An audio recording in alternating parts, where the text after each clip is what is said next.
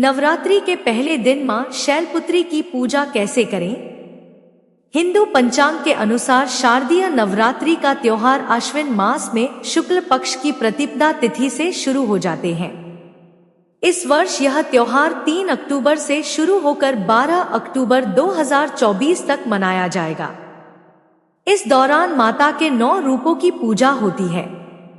हर दिन किसी एक रूप का खास महत्व होता है। ये 9 रूप अलग अलग सिद्धियां देते हैं। इसमें मां शैलपुत्री से लेकर मां कालरात्रि जैसे 9 रूप हैं। पहले दिन मां दुर्गा का आह्वान, स्थापना और प्राण प्रतिष्ठा की जाती है। इसके बाद मां दुर्गा जी की प्रथम स्वरूप माता शैलपुत्री की पूजा की जाती है। ऐसे में इस दिन किस विधि से पूजा की जाती है, मंत्र क्या है, क्या भोग लगाएं, इसके बारे में जानना बेहद जरूरी है। शैलपुत्री मां दुर्गा का पहला रूप। देवी दुर्गा के प्रथम स्वरूप शैलपुत्री का अर्थ है पर्वत की पुत्री। मां शैलपुत्री के माथे पर अर्धचंद्र सुशोभित है। देवी दुर्गा के प्रथम स्वरूप शैलपुत्री को शांति और सौभाग्य की प्रतीक माना जाता है। मां शैलपुत्री की पूजा धन, रोजगार और स्वास्थ्य के लिए की जाती है। कहा जाता है कि मां शैलपुत्री का विधि विधान से पूजन किया जाए तो व्यक्ति की कुंडली में मौजूद चंद्र दोष दूर हो जाता है। साथ ही घर में सौभाग्य की वृद्धि होती है। आइए अब यहाँ जानते हैं कि माता शैलपुत्री की पूजा विधि और मंत्र क्या है।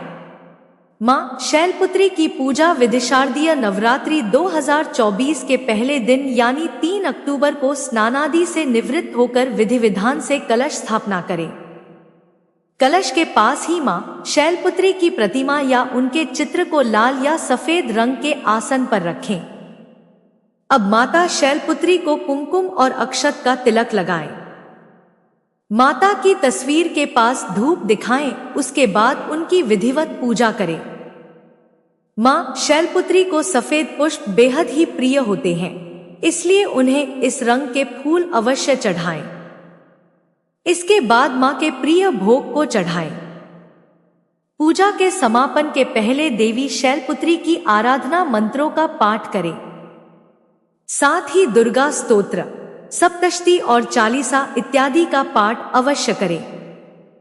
पूजा समाप्त हो जाने के बाद मां शैलपुत्री से क्षमा याचना मांगे। उसके बाद मनोकामना पूर्ति के लिए प्रार्थना करें। मां शैलपुत्री के लिए भोग। मान्यताओं के अनुसार देवी शैलपुत्री को सफेद वस्तुएं बेहद प्रिय है। सफेद फूलों और मिठाइयों का भोग लगाने से मां बेहद प्रसन्न होती है। ऐसे में उन्हें सफेद रंग की चीजें चढ़ाना काफी शुभ माना जाता है। इस दिन आप सफेद बर्फी या दूध से बनी शुद्ध मिठाई का भोग लगा सकते हैं। ऐसा करने से भक्तों को सभी कष्टों और रोगों से मुक्ति मिलती है। देवी शैलपुत्री की आराधना मंत्र।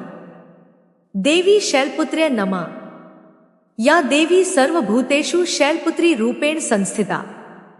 नमस्तस्य नमस्तस्य नमस्तस्य नमो नमः। वंदे वांछितलाभाय चंद्रार्थ कृत शेखराम। वृषारूढ़ा शूलधरा शैलपुत्री यशस्विनी। मां शैलपुत्री की कथा।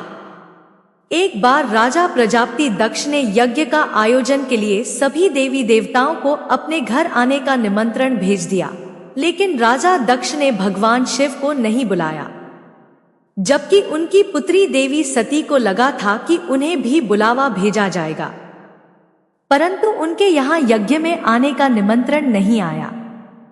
फिर भी देवी सती को उस यज्ञ में जाने का मन हुआ, लेकिन शिवजी ने उन्हें मना कर दिया। शिवजी ने सती को बोला कि अभी उनके पास यज्ञ में जाने के लिए कोई निमंत्रण नहीं आया है, इसलिए वहां जाना ठीक नहीं होगा। फिर भी देवी सती ने उनकी बात नहीं मानी। बार बार यज्ञ में जाने का आग्रह करने के कारण भगवान शिव ने उन्हें जाने की अनुमति दे दी। फिर देवी सती जब अपने पिता राजा दक्ष के यहाँ पहुंची तो जाकर उन्होंने देखा कि अपने पिता के यहाँ कोई भी उनसे सम्मान और प्रेम के साथ बात नहीं कर रहा था। वहीं देवी सती की अन्य बहनें भी उनका तथा शिवजी का मजाक उड़ा रही थी। स्वयं देवी सती के पिता प्रजापति दक्ष ने भी सती का अपमान करने का मौका नहीं छोड़ा। इस प्रकार वहां मौजूद सभी लोग सती के साथ रूखा व्यवहार कर रहे थे, लेकिन जब सती जी की माता ने अपनी बेटी को देखा तो प्यार से गले लगा लिया। परंतु अन्य सभी का ऐसा व्यवहार देखकर सती बहुत ही दुखी हो गई। तब अपना और अपने पति शिवजी का अपमान उनसे सहन न हुआ। इसके बाद इस अपमान से अत्यंत दुखी होकर सती ने उसी समय वहां यज्ञ की अग्नि में कूदकर स्वयं के प्राण त्याग दिए। जैसे ही भगवान भोलेनाथ को इस बात की जानकारी हुई तो वे भी बहुत दुखी हो गए।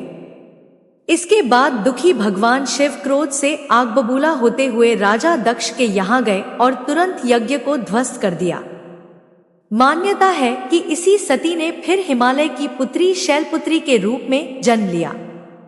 अगर इसकी आने वाली दूसरी कथा आप सुनना चाहते हैं और अभी तक आपने चैनल को सब्सक्राइब नहीं किया है तो जल्दी से कर लीजिए और नोटिफिकेशन भी ऑन कर लीजिए ताकि कल की कथा भी आप सुन पाएं।